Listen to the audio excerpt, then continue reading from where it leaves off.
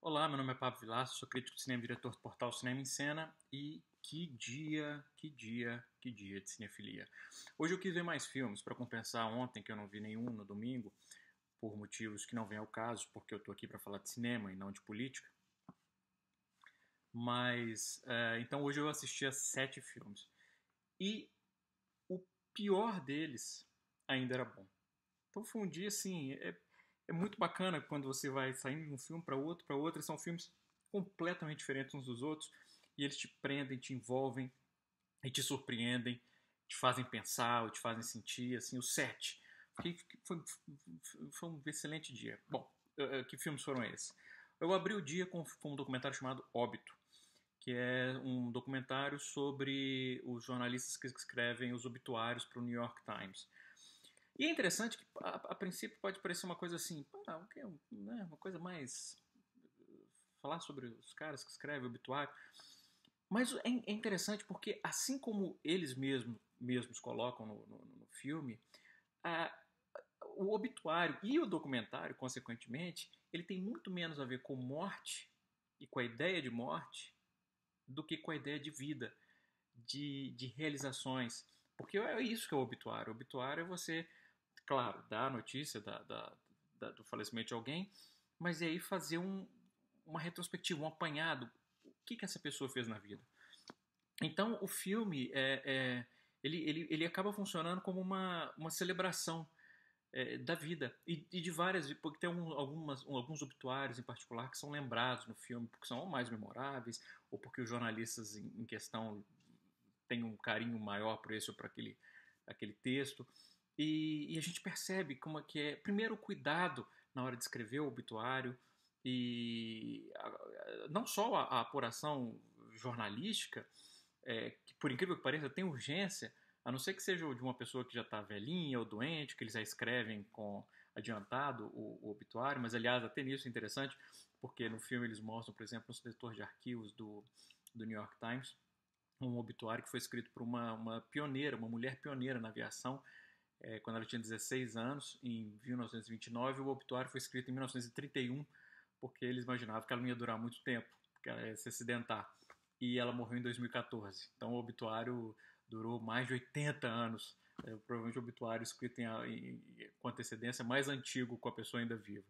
É, então é um filme assim, e é interessante a maneira como o filme inclusive mostra como é que é o cuidado na estruturação da escrita do obituário, com o parágrafo inicial, com a certificação de como é que aquela pessoa morreu, se morreu mesmo, porque já tiveram problemas com isso.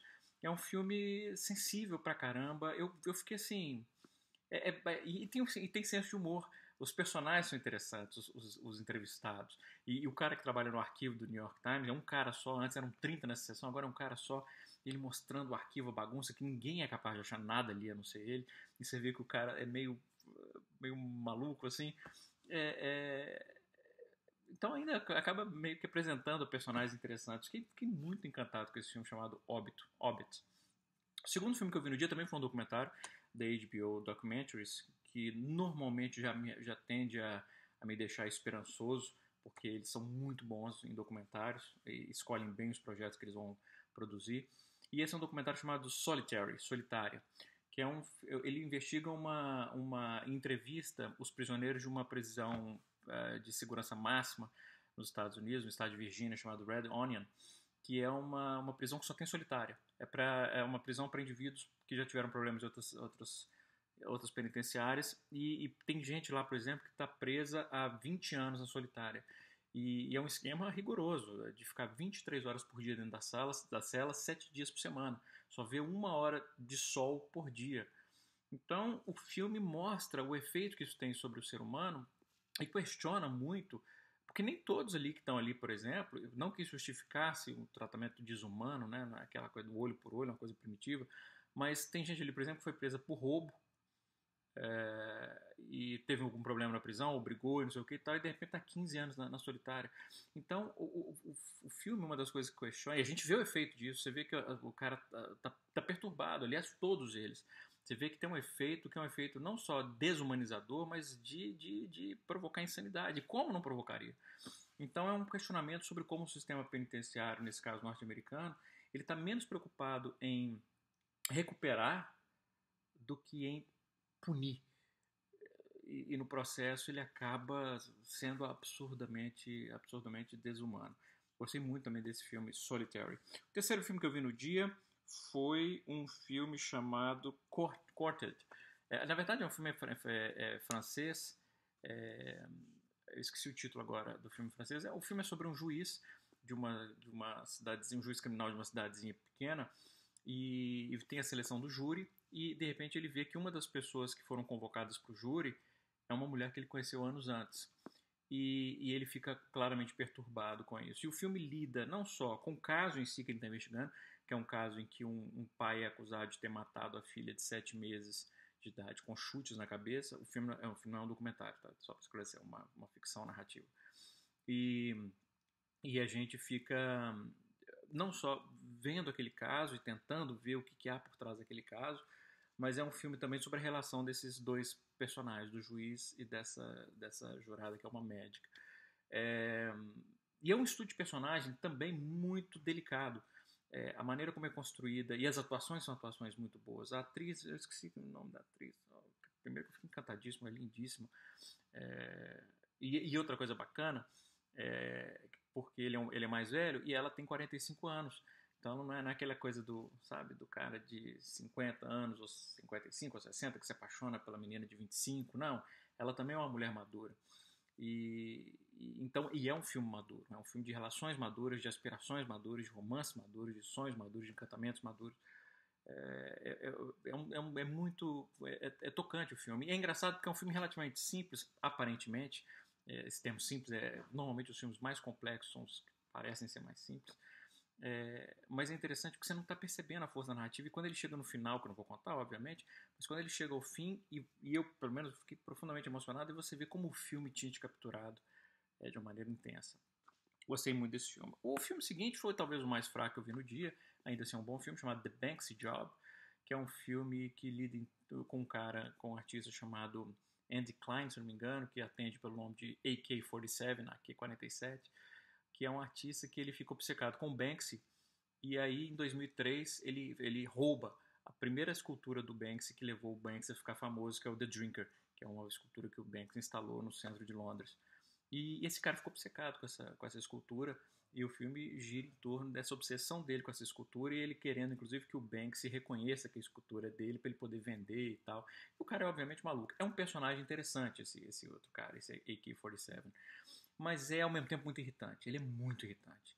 É engraçado que um dos personagens fala isso dele, um dos entrevistados, que ele é um cara profundamente. Aquele cara, quando ele pega no pé de alguém, ele não larga mais. Então, ao mesmo tempo que ele é divertido, mas em doses homeopáticas, um filme inteiro vai chegar num ponto que vai ter vontade de esmurrar o cara. E isso é um problema, porque você está vendo um filme sobre ele. E eu fiquei lembrando, inclusive, muito do Exit Through the Gift Shop, que é um filme também de uma relação de um artista plástico, que é depois com o Banksy, e que é um filme excepcional. Esse é um filme apenas bom. O filme seguinte que eu vi foi Team Foxcatcher, que é um documentário também, que conta a história do David Shows e do John Dupont, que é a história que é retratada no filme Foxcatcher com Steve Carell, Mark Ruffalo, e que esse documentário, eu prefiro o filme, eu acho o filme, eu adoro o filme, tem crítica no site. Esse documentário, ele é construído através de abundantes imagens de arquivos, e então ele mostra muito a vida daquelas pessoas na fazenda Foxcatcher, e é interessante porque ele realmente ele vai estabelecendo, a gente vai percebendo à medida que o John Dupont, a doença mental dele vai ficando mais séria. E os sinais vão se acumulando de que alguma coisa vai acontecer. E como a gente sabe o que vai acontecer, pelo menos quem viu o filme, né, o Foxcatcher, a gente vai ficando tenso e vai ficando ao mesmo tempo angustiado de saber como aquilo podia ter sido prevenido e tal. É um bom filme nesse sentido. Assim, quem assistiu o Foxcatcher tem esse problema. Assim, o documentário não acrescenta muita coisa, mas tira um importante. O filme não faz qualquer menção sobre o Mark Scholes, que inclusive é o protagonista, não é o protagonista, mas enfim, é um dos personagens principais do Foxcatcher, que é o personagem vivido pelo, esqueci completamente o nome, o cara que faz Magic Mike, porra, que é um ator que eu gosto, Channing Tatum. É, no documentário ele não é nem mencionado. E isso é um problema, claro que é um problema, porque inclusive o Mark Scholl se viu como ponte da relação do John Dupont com o Dave Schultz.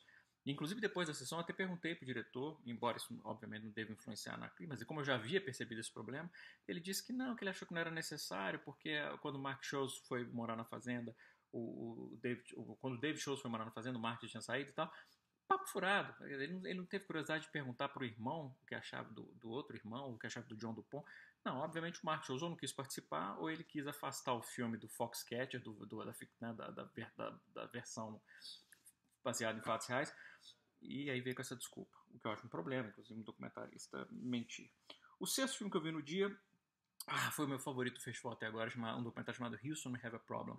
É um filme muito bacana, porque ele conta, de certa maneira, ele recupera a história política da Iugoslávia, da década de 50 da década de 80, e ao mesmo tempo ele intercala com a corrida espacial nas décadas de 50 e 60, usando o mito de que a Iugoslávia tinha um programa espacial para fazer intercalar as duas histórias, da Iugoslávia com a corrida espacial.